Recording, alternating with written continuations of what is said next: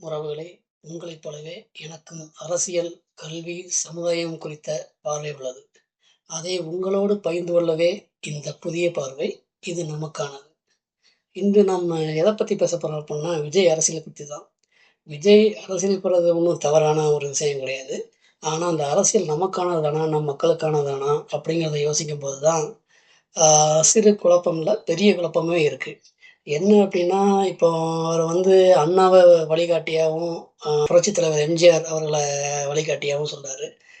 எம்ஜிஆர் அவர்கள் என்ன செஞ்சாங்க அப்டின்னா, அவர் ஆட்சியில காலத்தில ஒரு தொழிற்சாலை, ஒரு தொழில் கூடங்கள் கூட நிறுவல அப்டின்னு டேட்டா சொல்லுது.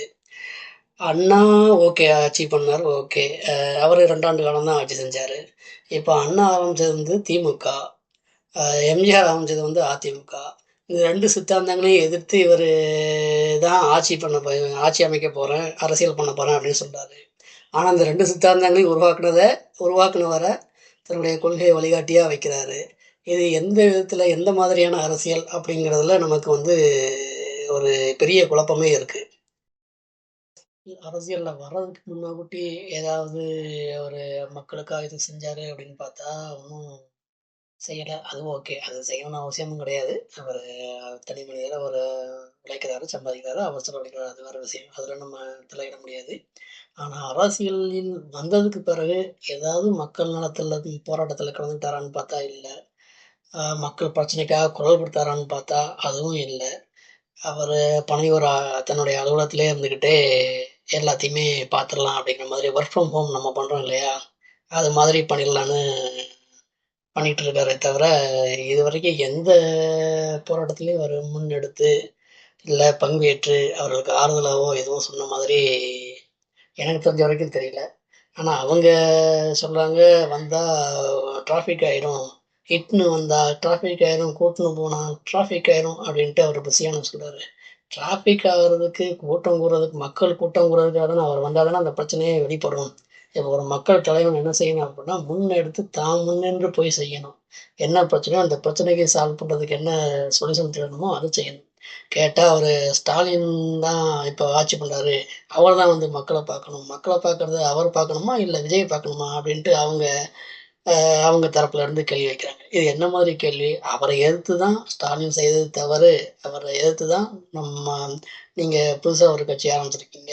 அப்ப அவர எதிர்த்து நீங்க செய்ய வேண்டியது தானே! அவருக்கு எடுத்து சொல்ல வேண்டியது தானே! அத விட்டுட்டு நீங்க பனையூர்லயே இருந்துகிட்டு ஆட்சி நடத்த முடியும் அப்டின்ட்டு நம்புறதே, மக்கள பத்திய எந்த ஒரு தவறான புரிதல் இருந்தா நீங்க எப்டி நினைப்பீங்க? நம்ம என்ன செஞ்சாலும் மக்கள் நமக்கு ஓட்டு போடுவாங்க. நமக்கு ஒரு திரை வெளிச்சம் இருக்கு. நம்மள பார்த்தாலே அவங்க ஓட்டு போடுவாங்க.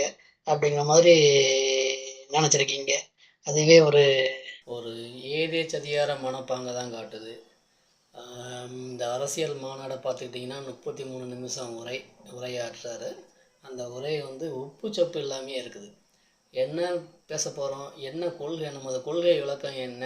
நம்ம நலத்திட்டங்கள் என்ன? நம்ம மக்களுக்காக என்னென்னலாம் செய்வோம்? ஆட்சிக்கு வந்தா என்னென்ன விஷயங்கள் நடத்துவோம், நடத்தி காட்டுவோம்.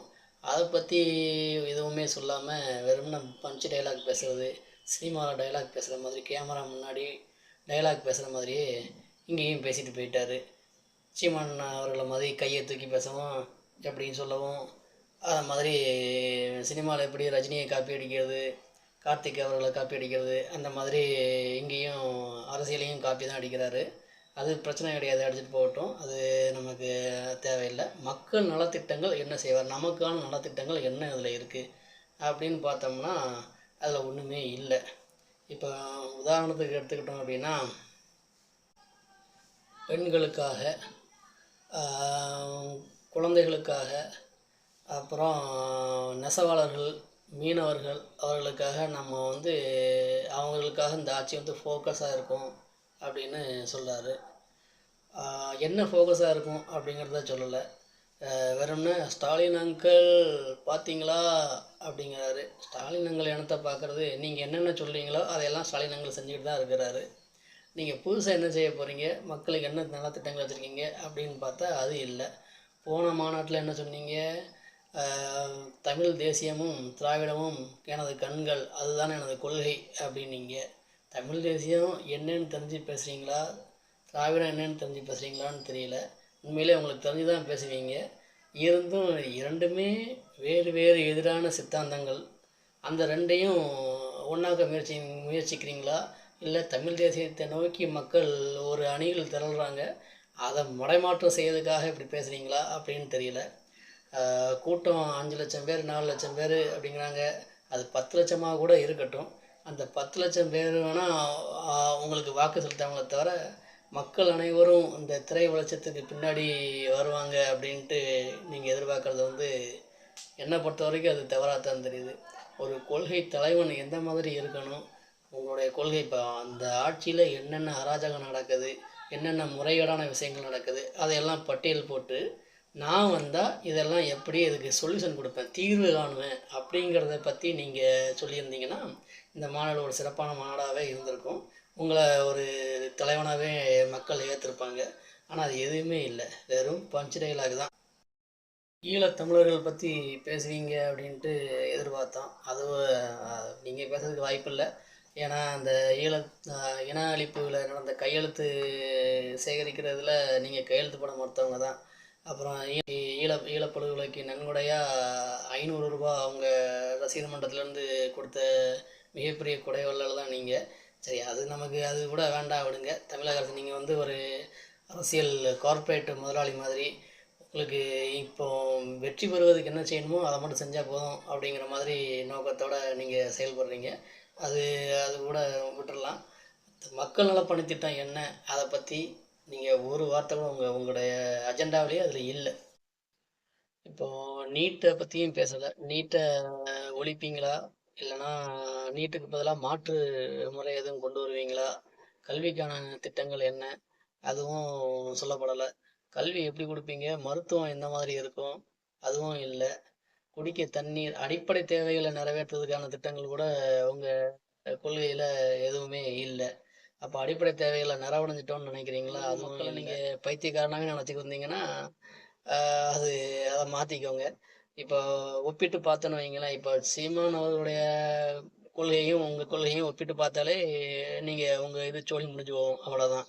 ஏன்னா அவங்க சீமான் அவர்கள் பேசுகிற பேச்சை பார்த்தீங்கன்னா இயற்கையை பற்றி மண் வளம், மலை வளம், நீர் வளம், நில வளம்ன்ட்டு அடுக்கிக்கிட்டே போகிறாரு. இதெல்லாம் பாதுகாக்கணும், கால்நடைகளை பாதுகாக்கணும், மரங்களை பாதுகாக்கணும் அப்படின்ட்டு அவருடைய சித்தாந்தங்கள் எல்லாமே ஒரு முன்னோக்கி போகுது, அடிப்படை தேவையானதாகவும் இருக்குது. ஆனால் நீங்கள் சிங்கம் வேட்டையாடும், சிங்கம் ஒத்தையில் தான் வரும், சிங்கம் வேட்டையாட மட்டும்தான் வெளியில் வரும், இந்த மாதிரி சினிமா டைலாக் தான் பேசிக்கிட்டு இருக்கீங்களே தவிர சிங்கம் எங்கே வந்து வெளியில் வேட்டையாட வந்தான்னா வரலன்னா மக்களுக்கு என்ன? அப்போ வேட்டையாட மட்டும்தான் வருவேன், வாக்கு சேகரிக்க மட்டும்தான் வெளியில் வருவீங்க, ஓட்டு கேட்கறதுக்கு மட்டும்தான் வெளியில் வருவீங்க அப்படின்னு சொல்கிறீங்களா? சரி, எதுவாக இருந்தாலும் பரவாயில்ல. 2026 தேர்தலில் என்னங்கிறது தெரிஞ்சு போகும். அது வரைக்கும் நம்ம காத்திருப்போம். மக்களே, நம்ம அடுத்த காணொளியில் புதிய பார்வையில் வேறு விதமான நிகழ்வுகளோட உங்களை வந்து சந்திக்கிறேன்.